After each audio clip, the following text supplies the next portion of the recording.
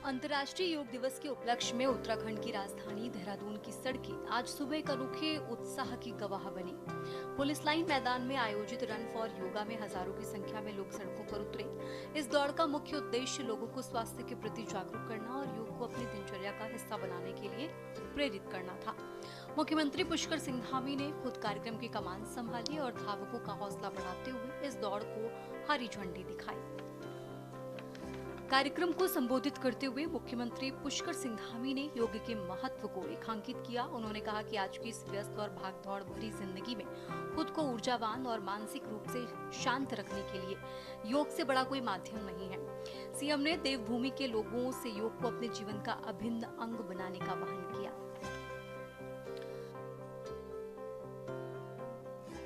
वहां से मान्यता मिली और आज विश्व के 190 से भी अधिक देशों में करोड़ों लोग योग का अभ्यास कर रहे हैं।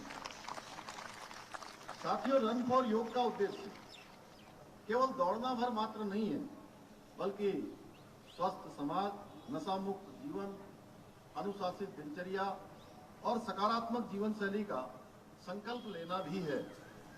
और इस प्रकार के कार्यक्रम ये हमेशा हमें ये स्मरण कराते हैं कि स्वास्थ्य ही जीवन की सबसे बड़ी पूंजी है और स्वस्थ नागरिक ही सशक्त राष्ट्र का निर्माण कर सकते हैं। और जब लोग कहते हैं कि जीवन के अनेक प्रकार के सुख होते हैं, तो मैं हमेशा एक बात कहता हूं कि जीवन का हर सुख और जीवन का सबसे बड़ा सुख अगर कुछ है तो वह निरोगी काया, यानी कि स्वस्थ रहना।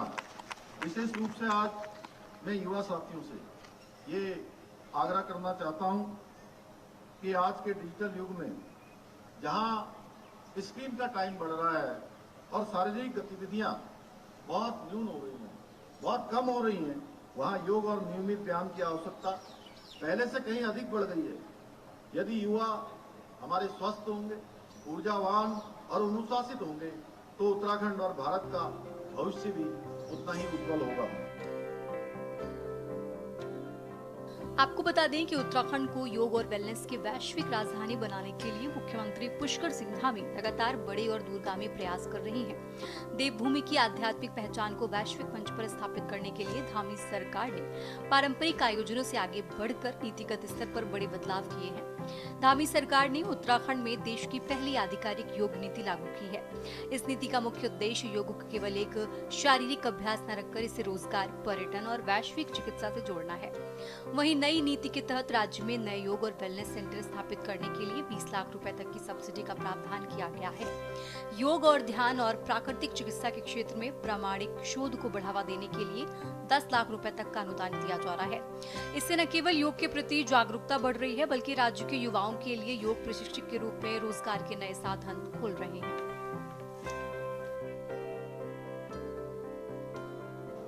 साथियों, हमारा प्रयास है कि उत्तराखंड केवल आध्यात्मिक पर्यटन का ही नहीं, बल्कि योग, आयुर्वेद और प्राकृतिक चिकित्सा की वैश्विक राजधानी के रूप में भी अपनी एक विशिष्ट पहचान स्थापित करे। इस लक्ष्य की प्राप्ति के लिए नई योग नीति के माध्यम से योग एवं ध्यान केंद्रों को प्रोत्साहन दिया जा रहा है, योग प्रशिक्षकों को सहयोग प्रदान किया जा रहा है तथा राज्य में योग और वेलनेस आधारित रोजगार के नए अवसर भी विकसित किए जा रहे हैं। मुझे पूरा विश्वास है कि आने वाले वर्षों में उत्तराखंड विश्व के उन प्रमुख स्थलों में से शामिल होगा जहां लोग केवल घूमने के लिए नहीं, बल्कि अच्छा स्वास्थ्य, मानसिक शांति और आध्यात्मिक अनुभव प्राप्त करने के लिए आएंगे। साथियों, आज आवश्यकता इस बात की है कि योग को वर्ष में केवल एक दिन आयोजन तक सीमित न रखा जाए, बल्कि इसे अपने दैनिक जीवन का हिस्सा भी बनाया जाए।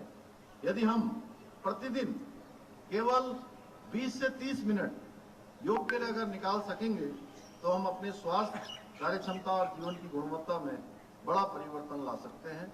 एक सकारात्मक सोच हमारी आगे बढ़ सकती है। आइए आज इस अवसर पर हम सभी मिलकर संकल्प लें कि हम योग को अपने जीवन का अभिन्न हिस्सा बनाएंगे। हम प्रतिदिन स्वास्थ्य के लिए समय निकालेंगे।